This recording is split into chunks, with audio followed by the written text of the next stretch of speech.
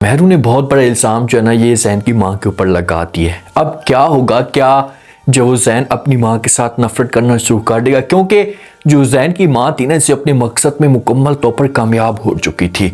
ये समझना शुरू कर चुकी थी कि अब महरू के जहाँ पर जो दिन है ये बहुत ही कम है और ज़ैन के सामने जब मैं सबूत रखूँगी तो ज़ैन जो है ना इसे किक मार देगा महरू को और इस घर में कभी भी इसे नहीं आने देगा। लेकिन ऊपर से महरू जो होती ऐसी गेम डाल देती है कि जहाँ पर ज़ैन की माँ जो होती है ये फंस जाती है और ज़ारा जो होती है ना ये हादी के सामने जाकर खड़ी हो जाती है और सारे जो इल्ज़ाम है ये हादी के ऊपर लगा देती है कि भाई आपकी वजह से मेरे वालिद की ये हालत हुई पड़ी है। अब क्या हादी जो होगा ये ज़ारा को सब कुछ समझा पाएगा, यकीन दिलाने की इसे कोशिश करेगा। ज़ारा और हादी के बीच में ना मुलाकात पहले कभी भी इस तरीके से नहीं हो रही थी। हादी कोशिश कर रहा था कि ज़ारा के पास मैं जाऊं, इसको समझाने की कोशिश करूं, इसे यकीन दिलाऊं कि भाई तुम ही हो, तुम्हारे अलावा मेरी ज़िंदगी में कोई भी नहीं है।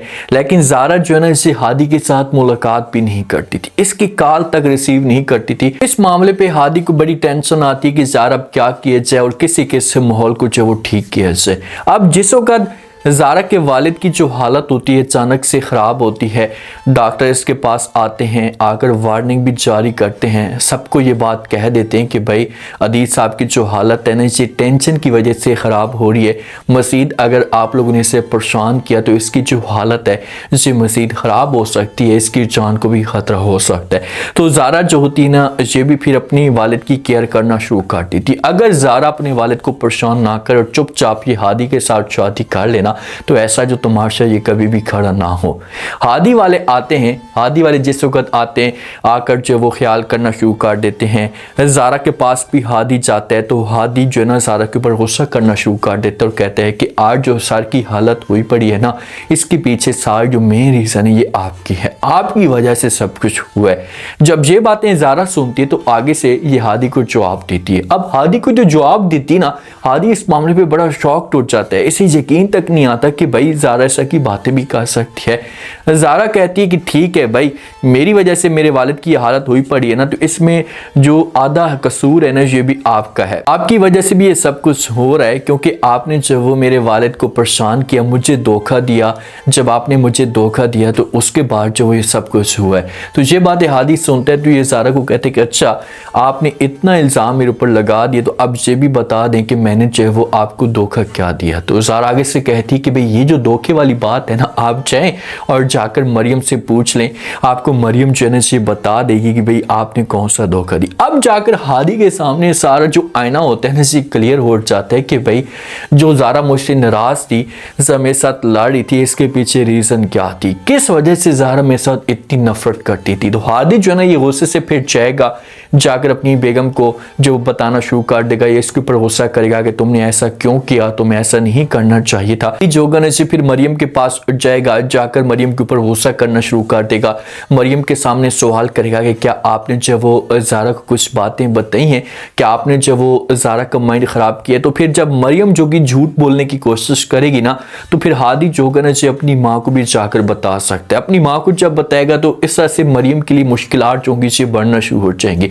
और जब मरियम के लिए मुश्किलात बढ़ेंगी तो हादी इसे वार्निंग देगा कि भाई दोबारा अगर आपने कोई भी ज़ारा के साथ बात करने की कोशिश की है, उसके साथ किसी किस्म में कोई रब्ता किया तो आपके लिए अच्छा नहीं होगा। तो यहाँ पर फिर ऐसा इन दोनों के बीच में मामलात ठीक हो सकते हैं और ज़ारा का जो वालिद होगा ना ये ज़ारा को अपने पास बुलाएगा ना तो इसके साथ बात करेगा कि प्लीज़ आप मुझे एक ये छोटी सी खुशी दे दें, आप जो चुपचाप शादी कर लें हादी के साथ मेरे ये सपने। अगर ये ज़ारा बात मान लेती है ना तो सारे दुख परेशानी हमेशा के लिए ख़त्म हो जाएंगी।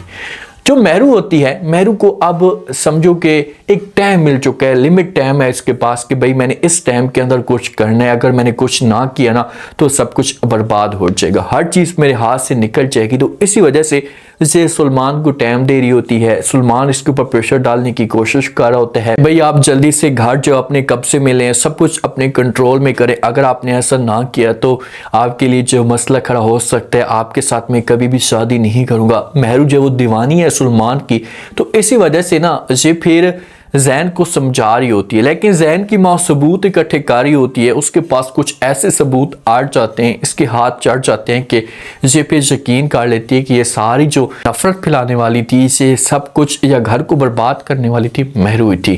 ये आती है मेहरू के पास आकर बात करके और कहती है कि देखें कि तुमने जो कुछ भी किया है ना, तो अब मैं जाऊंगी और जाकर जैन को बताऊंगी तो तुम्हारी यहाँ पर जो जिंदगी होगी मुकम्मल तौर पर बर्बाद हो जाएगी और तुम जैन की जिंदगी से और यहाँ से हमेशा के लिए बेदखल हो जाओगी।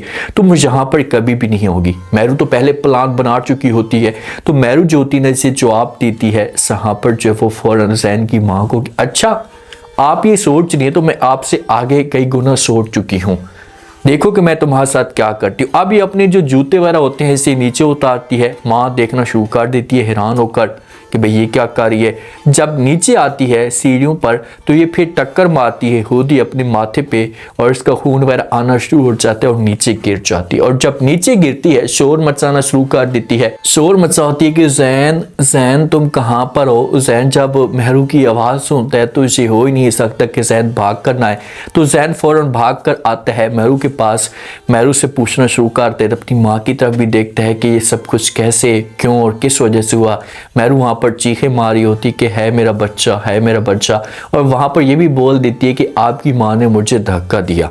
माँ जो होती है इसे जैन की तरफ देखना शुरू कर देती। अब ये जो सिचुएशन बनी पड़ी होती है ना, तो जैन जो होगा ना, ये जो शक होगा ये अपनी माँ के ऊपर करेगा। और जैन दीवाना है मेहरू का, मेहरू जो भी बातें कहती है तो जैन खामोशी के साथ वो बात मान लेता है। इसे जब हॉस्पिटल में लेकर जाएंगे तो वहाँ पर हो सकता है कि बच्चे वाली कहानी ना आए, या ये भी हो सकता है कि अगर यहीं इसी जगह पर बच्चा ज़ाया होता है तो फिर सारा जो इल्ज़ाम होगा ना जैन अपनी माँ के ऊपर लगाना शुरू कर देगा। डॉक्टर आकर कह सकते हैं कि भी बच्चा ज़ाया हो चुका है, ये सब कुछ ख़त्म हो चुका है, तो मेहरू जोगी वहाँ पर नाटक करेगी, शोर मचाना शुरू कर देगी। सब कुछ जब वो जैन की माँ की वजह से हुआ है। जैन की माँ जब वो मेरे साथ ये सब कुछ करवा रही थी वो खुद नहीं चाहती थी। जब ये बात जैन सुनेगा तो जैन और भी ज़्यादा अपनी माँ के साथ नफरत करेगा। माँ वहाँ पर समझाएगी, लेकिन माँ जोगी अपनी मकसद में कामयाब भी नहीं हुई। जब इसकी हालत थोड़ी सी बेहतर होती है ना, तो ये फिर सलमान को कॉल करती है, सलमान के साथ बात करना शुरू कर देती है। सलमान को कहती है कि सलमान आपको परेशान होने की कोई भी जरूरत नहीं, मैं अपने मकसद में कामयाब हो चुकी हूँ। सलमान पूछता है कि भाई वो कैसे, तो फिर वहाँ पर जो वो मेहरू बताती है कि भाई मैंने जो काम किया ना, मैंने सारा जो इल्ज़ाम है ये जैन की माँ के ऊपर लगा दिया, तो इस तरह से जो बात होगी ये मेरे ऊपर नहीं आएगी और सारा मामला जो होगा ये दब जाएगा और जैन की माँ जो होगी ब्लैकमेल हो जाएगी। ये हो सकती है जैन की माँ ब्लैकमेलिंग में आ सकती है और ये जाएगी एक दफ़ा मेहरू के पास कि प्लीज़ आप ऐसा ना करें, क्योंकि जैन जो होगा ना ये घर के अंदर तमाशा खड़ा काट देगा, अपनी माँ के ऊपर गुस्सा करेगा कि सब कुछ आपकी वजह से हुआ है। तो जब ये माहौल ख़राब होगा ना तो परेशानियाँ बढ़ सकती है जैन की माँ के लिए। जब उसके लिए परेशानियाँ बढ़ेंगी तो फिर कोई भी हल नहीं बचेगा और मजबूरी की वजह से मेहरू को इस घर में से लोग रखेंगे। मेहरू जितना टाइम होगा इस घर के अंदर रहेगी ना तो ये कोशिश करेगी घर ये सब कुछ जो वो समेटे। अब देखते हैं कि ज़ारा और हादी के बीच में मामला जो वो कहाँ तक क्लियर हो सकते हैं। क्या इन दोनों के बीच में जो एक लड़ाई चल रही है ये ख़त्म भी हो सकती, क्या दोनों जो वो एक दूसरे को ये समझ भी सकते हैं, क्योंकि जो ज़ारा है, ज़ारा शक की बुनियाद पे ये सब कुछ कर रही है, शक की वजह से इतनी ज़्यादा नफरत कर रही है, हालांकि इसमें जो है वो कोई भी हादी का कसूर नहीं। आप लोग इस बारे में क्या कहते हैं, अपना फीडबैक लास्ट में दे और सब्सक्राइब भी करते हैं। शुक्रिया, अल्लाह हाफिज़।